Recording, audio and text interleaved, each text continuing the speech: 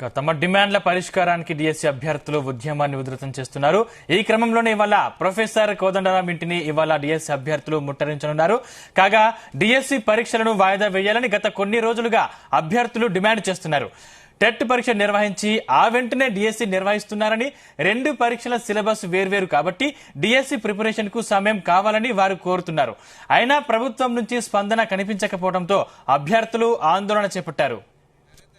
ఇదే అంశానికి సంబంధించిన మరిన్ని పూర్తి డీటెయిల్స్ మ్యాచ్ బ్యూరో చీఫ్ నరేందర్ అందిస్తారు. Narender, right. Good morning Sandeep.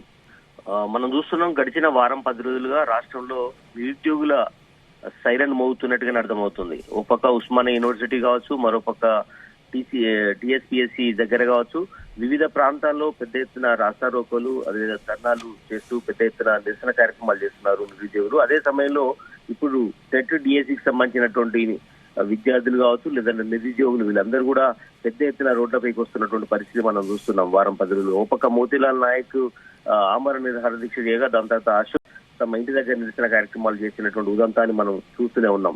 అయితే ప్రజెంట్ టెట్ డిఎస్సికి సంబంధించినటువంటి పరీక్షలు దీని మీద పోస్ట్ పోన్ చేయాలి. ముఖ్యంగా డిఎస్సి 2 కూడా పక్కపక్కనే డేట్స్ ఉండడం అనేది ఖచ్చితంగా ఇది విద్యార్థుల పాలిట శాపంగా మారబోతుందని కూడా వాళ్ళు ఆందోళన చేస్తున్నారు.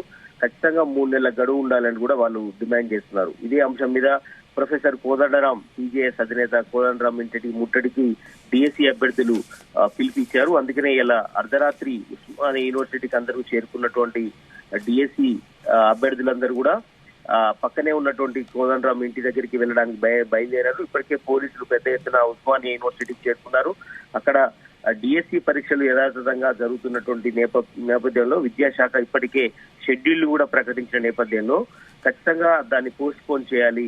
ఖచ్చితంగా 3 నెలల పాటు గ్యాప్ ఉండాలి. ఎందుకంటే మనం చూస్తున్నాం ఇదంతా ఒక పక్క ఇది పరీక్షల సీజన్ గా మనం చూడాలి. జూన్ నుంచి జూలై ఎండింగ్ వరకు కూడా, ఆగస్టు 1st వీక్ వరకు కూడా మొత్తం నోటిఫికేషన్లు, పరీక్షలు ఉంటుంటాయి. పీజీ కావచ్చు, లేదంటే డిఎస్సి కానీ, టెట్ కావచ్చు, వివిధ రకాల ఎగ్జామ్స్ ఉన్న నేపథ్యంలో 4-5 ఎగ్జామ్స్ ఏకకాలంలో జరగడం అనేది కష్టసాధ్యంగా ఉంటుంది. సరైనటువంటి ప్రిపరేషన్ ఉండదు. కనుక టెట్ డిఎస్సి మధ్యలో ఖచ్చితంగా గ్యాప్ ఉండాలన్నటువంటి నినాదంతో వాళ్ళందరూ కూడా నిన్న నుంచి కూడా వాళ్ళు దీక్ష చేస్తున్నారు.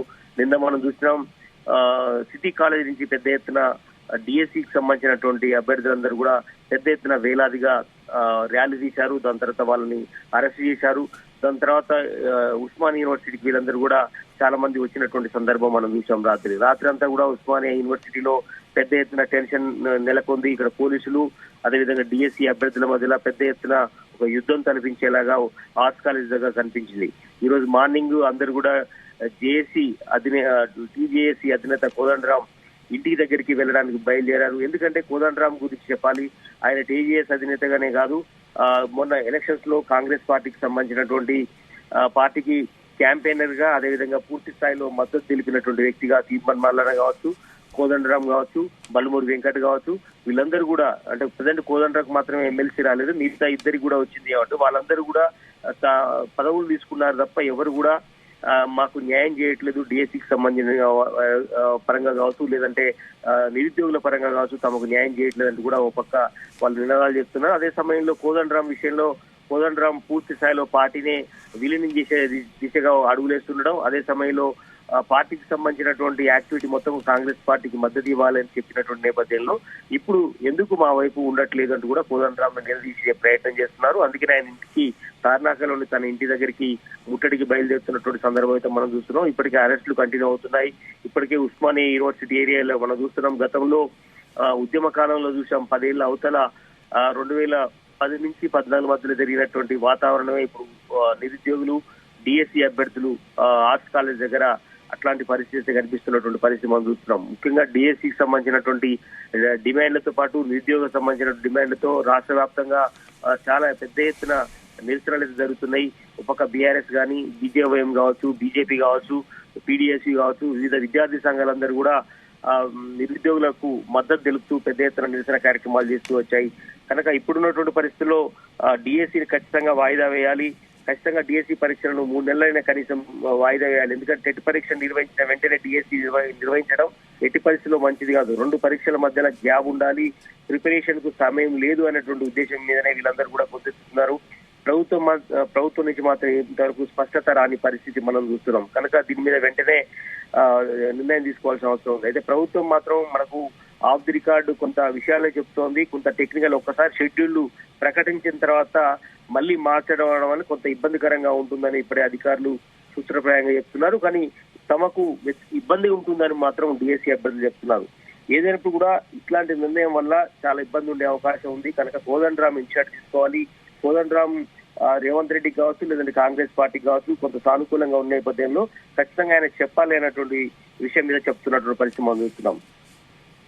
నరేందర్, అంటే ఇంత జరుగుతున్నా కూడా కోదండరాం ఎందుకు స్పందించట్లేదు? గత ప్రభుత్వాన్ని ప్రశ్నించిన కోదండరాం ఈ ప్రభుత్వాన్ని ఎందుకు ప్రశ్నించట్లేదని ఒక ఆరోపణ వస్తుంది. అంటే నిజంగా నిరుద్యోగులకు కోదండరాం ఏవైనా సలహాలు సూచనలు ఇచ్చే అవకాశం ఉందా? లేదంటే ముట్టడికి సంబంధించి కోదండరాం ఎలా రియాక్ట్ అయ్యే అవకాశం ఉంది? ఖచ్చితంగా ప్రొఫెసర్ కోదండరాం గతంలో ఆయన ప్రొఫెసర్ గా ఉన్నాడు. దాని తర్వాత ఉద్యమ కాలంలో పనిచేశాడు. బీఆర్ఎస్ పార్టీకి మనం చూసాం, 10 ఏళ్ల పాటు బీఆర్ఎస్ పార్టీ ఉన్నప్పుడు ఆయన కొంత గుర్తెచ్చిన మాట వాస్తవమే. అప్పుడు కేసీఆర్ కు ఆయనకు సఖ్యత లేకపోవడం వల్ల గ్యాప్ వచ్చింది. కనుక కేసీఆర్ కు వ్యతిరేకంగా కావచ్చు, ప్రభుత్వానికి వ్యతిరేకంగా, అంటే ముఖ్యంగా కేసీఆర్ కి వ్యతిరేకంగా అనడం కంటే కూడా ప్రభుత్వం తీసుకున్నటువంటి నిర్ణయాలకు వ్యతిరేకంగా ప్రొఫెసర్ కోదండరాం గొంతెత్తినటువంటి సందర్భం చాలా సార్లు నిరసన దీక్షలు, ధర్నాలు చేశాడు. కానీ ఇప్పుడు ఆయన ఎలక్షన్ ముందు కాంగ్రెస్ పార్టీకి సంపూర్ణమైనటువంటి మద్దతు ప్రకటించడమే కాదు, అదే సమయంలో ఆయనే పార్టీకి కూడా తమ పార్టీకి సంబంధించినటువంటి ఓట్లు మొత్తం కూడా కాంగ్రెస్ పార్టీకి వేయాలని చెప్పాడు కోదండరాం. కనుక ఇంత మద్దతు ఇచ్చినటువంటి సమయంలో ఇప్పుడు నిరుద్యోగుల పాలిట ఎందుకు మద్దతు ఇవ్వట్లేదు? డిఎస్సీ టెట్ మధ్యన గ్యాప్ ఉండాలన్నటువంటి విషయం ఒక టీచర్ ఉండి ఒక ప్రొఫెసర్ గా ఉన్నటువంటి కోదండరాం నిరుద్యోగుల సమస్యలు తెలుసు, విద్యార్థుల సమస్యలు తెలుసు, అన్ని తెలిసినటువంటి ఒక ప్రొఫెసర్ ఇప్పుడు తమ వైపు ఎందుకు ఉండట్లేదు? కాంగ్రెస్ పార్టీకి ఎందుకు ఈ రకంగా మద్దతు ఇవ్వడం ఎంతవరకు కరెక్ట్ అనేది కూడా నిరుద్యోగుల వర్షన్ గా ఉంది. ఏదైనా కూడా ఆయన ఇంటి ముట్టడికి బయలుదేరుతున్నటువంటి సందర్భం మనం చూస్తున్నాం. ఉస్మానియా యూనివర్సిటీ మొత్తం కూడా ఇప్పుడు ఉద్రిక్తమైనటువంటి వాతావరణం కనిపిస్తుంది. నినాదాలతో మారుమోగుతున్నటువంటి పరిస్థితి మనం చూస్తున్నాం. 2010 నుంచి 2014 మధ్యలో జై తెలంగాణ ఉద్యమం ఏ రకంగా అయితే మలిదశ ఉద్యమంలో ఆర్ట్స్ కాలేజ్ కావచ్చు, ఉస్మానియా యూనివర్సిటీ దగ్గర ఏ రకమైనటువంటి పరిస్థితి కనిపిస్తున్నాయో ఇప్పుడు మళ్ళీ కూడా ఉస్మానియా యూనివర్సిటీలో నిరుద్యోగులు డిఎస్సీ అభ్యర్థులతో వేలాది మందిగా నిన్న మనం చూసాం. సిటీ కాలేజ్ దగ్గర కావచ్చు, బయట కావచ్చు, ఇప్పుడు ఉస్మానియా యూనివర్సిటీ దగ్గర కావచ్చు. ఇవన్నీ చూస్తుంటే ఖచ్చితంగా కూడా అది ఒకప్పుడు కొంతమంది కృత్రిమ ఉద్యమం అని చెప్పినటువంటి వాళ్ళు ఇప్పుడంతా కూడా సహజ సిద్ధంగా వచ్చినటువంటి వాళ్ళే అని కూడా ఇప్పటికే నిరుద్యోగులు కావచ్చు చెప్తున్నారు. కొంతమంది మాత్రం కావాలనే చేస్తున్నారు. దీని వెనక కొన్ని రాజకీయ పార్టీలు ఉన్నాయని కూడా ఇప్పటికే అధికార పార్టీకి సంబంధించినటువంటి కాంగ్రెస్ నేతలు చెప్తున్నారు. అయినా ఏదైనప్పుడు కూడా వాళ్ళు చెప్తున్నటువంటి న్యాయమైన డిమాండ్ అని కూడా ఇప్పటికే ఇంటెలెక్చువల్స్ కావచ్చు, చాలా మంది కావచ్చు, వాళ్ళకి మద్దతు తెలిపినటువంటి వాళ్ళు కావచ్చు చెప్తున్నటువంటి పరిస్థితి మనం చూస్తున్నాం. సందీప్, ఏదైనప్పుడు కూడా వాళ్ళ డిమాండ్ ఒక్కటే, క్లియర్ కట్ గా డిఎస్సికి ఇద్దరి మధ్యలో గ్యాప్ ఉండాలి, 3 నెలలు ఖచ్చితంగా ఉండాలి. వరుసగా 5 ఎగ్జామ్స్ ఉన్న నేపథ్యంలో అన్నిటికీ ఏకకాలంలో ప్రిపేర్ కావడం చాలా కష్టం. అందుకనే ఖచ్చితంగా వాయిదా వేయాలనేది వాళ్ళ ప్రధానమైన డిమాండ్. అందుకనే ఖచ్చితంగా దీని మీద ప్రభుత్వం నుంచి ఎట్లాంటి సంకేతాలు అందిస్తారు, అధికారులు ఏ రకంగా ముందుకు వస్తారనేది మనం చూడాల్సిన అవసరం ఉంది.